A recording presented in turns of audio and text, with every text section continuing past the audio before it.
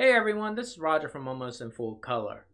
June is a big month for gamers, and the reason is because E3 has all its press conferences. And as we've seen this year, there's a lot of hype around certain games, some things we didn't expect to see, and overall involvement of gaming. So what I want to do right here is we're going to go back, way back in the time, 2009, and see how E3 changed. So 2009 was a big year. We had Windows 7 launched.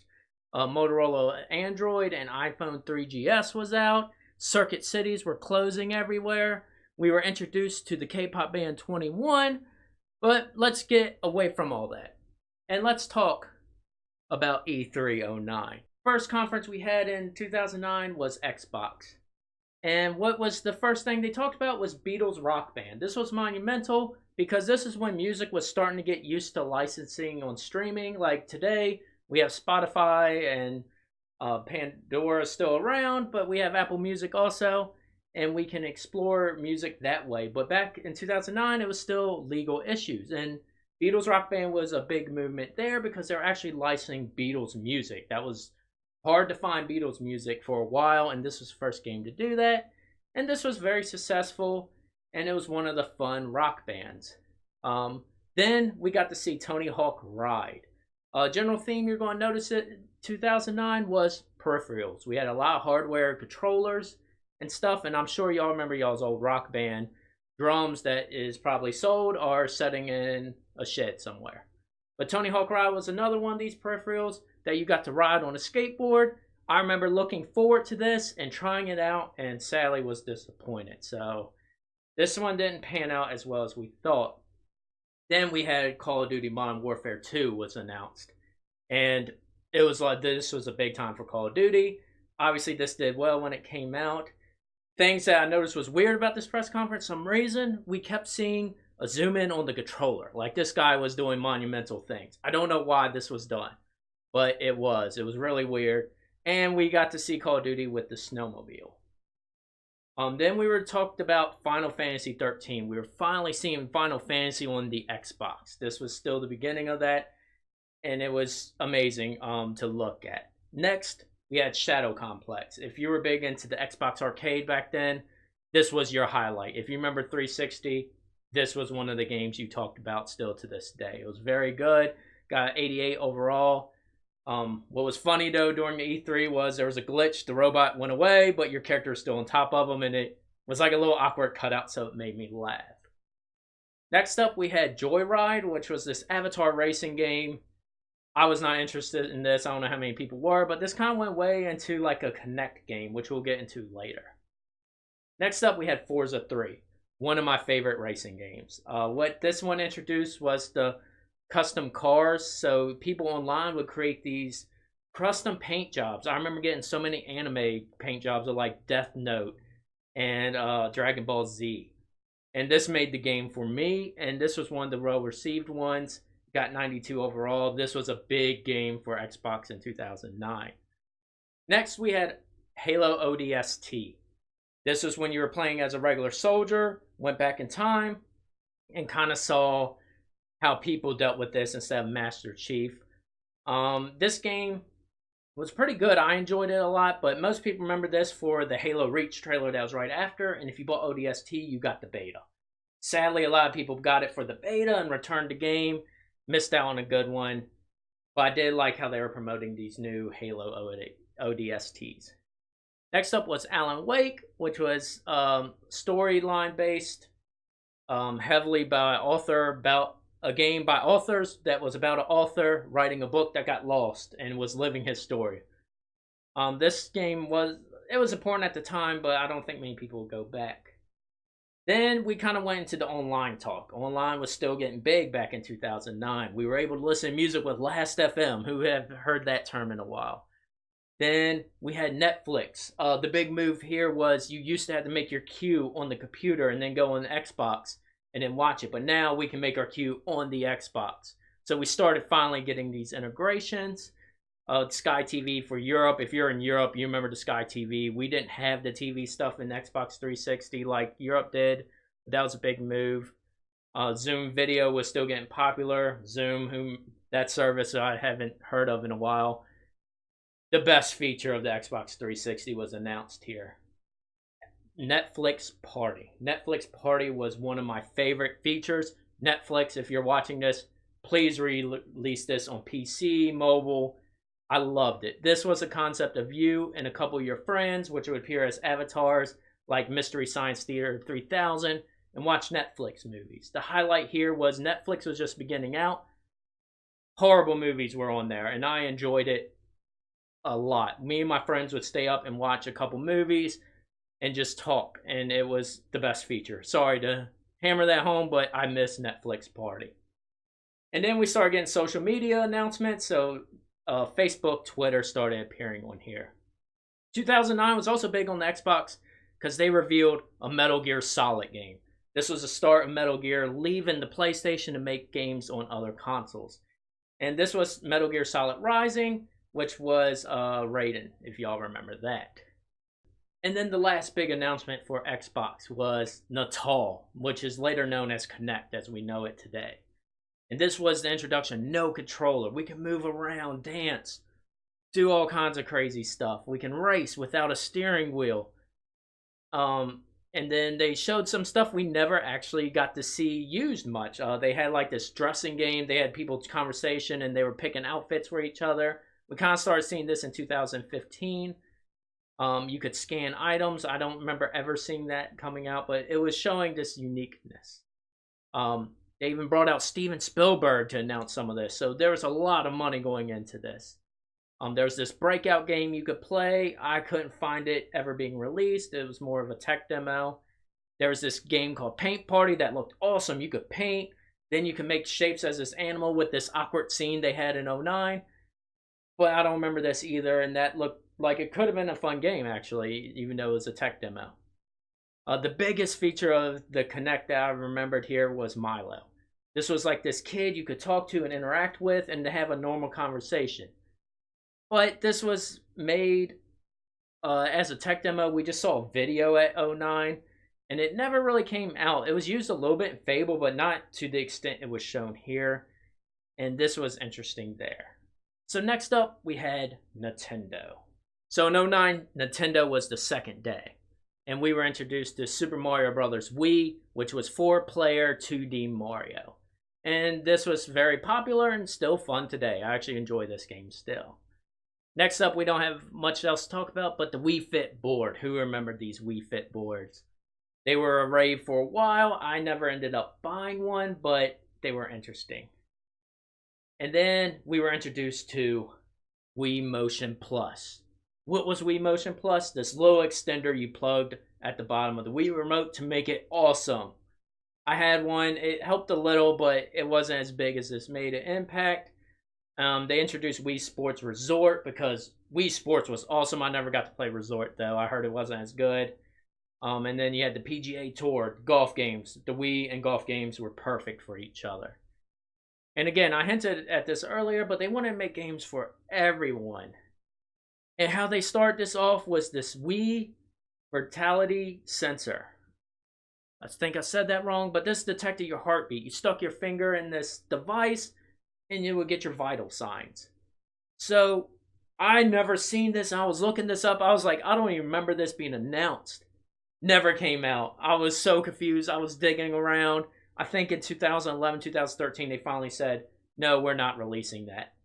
So I don't know what their goal was. It was like, oh, you can detect your heart rate. I don't know what game you could play with that. Some exercise game, I guess. But then they announced Mario Galaxy 2. Awesome. Don't need to mention anything else about that. And then we saw Resident Evil Dark Side Chronicles coming out. Dead Space Extraction. And then Metroid Other M, which was made by Team Ninja. These last 3 games was obviously marketed to hardcore gamers. They were trying to grab any group they could. Next, on the last day, was Sony. A whole hour and 40 minutes Sony had. This was the longest of the press conferences. And they came out swinging. First up, they kind of criticized 2009. They had a lot of leaks from the press about what they were going to announce. So they weren't too happy about that, and they made some jokes. But the PS2 was still around. For $100, you could get this console. The 9th year it was in being made and being around, and they were announcing 100 new titles. And then I got curious. I didn't even remember the PS2 around that long in '09. I realized that the last game was made in 2013, which was PES 2014, and they kind of stopped production in 2013 as well. So the PS2 had a long life, and it was useful there, especially around this time. $100 for a game console. I'm sure a lot of kids, like 6, 7, their brothers just bought them that, so they leave them alone while they enjoyed the PS3 at least. Then we had Infamous, which was already out. They showed a little trailer. Uncharted 2 was the next game they showed. And Uncharted, if you never played Uncharted, just stop this video now. I don't care if you've finished this or not. Play Uncharted. You have to play those game series. Uncharted 2 still holds up pretty well, actually. So this was a very good game, a staple of the PlayStation. This was the first Uncharted I played, and then I had to go back and play the first one. But this was awesome. They showed the little chopper action scene, which was great at the time. Still great now, actually, watching back. Next up was Mag. I never got to play this one, but this game was only marketed for having 256 players online. It was this huge squad game. That's all I remember from this game. 256 players online. And when it came out, it actually did support it. I was amazed it did support it. Got okay reviews, but once that buzz kind of went away, I didn't hear much else about the game. I know you invaded bases, but 256, that's all I know. Then we had the PSP. Sony was taking on the Nintendo route, marking games for everyone. We had the Hannah Montana PSP coming out. Rock Band was on it. Then they tried to drop the bombshell, PSP Go. 50% smaller, slides up. Again, 2009, the Android Motorola Droid phones with the slide-up keyboard. Same concept here with the PSP Go. It came out for about almost 2 years. It came out in October '09 and got discontinued April 2011. And this was lack of sales, and then the PSP Vita was coming out soon. So this didn't last long. They were trying to make it more mobile friendly. I didn't know anyone that had the PSP Go. We all had the regular PSP, so why rebuy it? I think that was part of the problems here, was everyone already had a PSP that was going to buy it. There wasn't too many new people coming in at this time. So then they went on to go to the PlayStation Home. I remember playing my friends and bowling in here, and we watched some trailers. Not really much stuck out here. You could get your own apartment, actually buy stuff, earn money to buy more stuff. And this got discontinued in 2015, 4 years ago. I was shocked it hung around that long. But this was starting to get that social aspect. Again, this is where the internet was starting to grow with all these social websites, and PlayStation trying to capitalize. Just never stuck in too well, so don't know what happened there.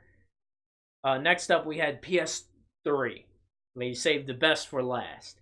They announced Agent by Rockstar. Never came out. So if you were confused at what is this Agent game, don't look it up. Never came out. So it was really weird. Assassin's Creed 2. One of my favorite games came out in this year. They showed the glider scene where you had Leonardo build you a glider and you had to get into this building to assassinate someone. Again, this was one of my favorite games. I can't criticize this or anything. Go play Assassin's Creed 2 again. I don't care if you played it many times. Just play that whole trilogy of Ezio. We were introduced to the motion controllers, the big dots. Everybody remembers these. They kind of had some drawing stuff, and then this arena fighting game. And it came out the next year in 2010. And actually, with this being 10 years old, it's still used for the PS4 with the VR. You can buy it with the motion controllers to get involved more with the game. So this technology worked well, and the whole big glowing balls there was for the camera to track where it was, and it evidently still holds up because they're using it today. So next up was one of my favorite series with the Ico, with The Last Guardian was announced in '09. 7 years later, this came out. This doesn't beat the wait for Kingdom Hearts, but 7 years for this game.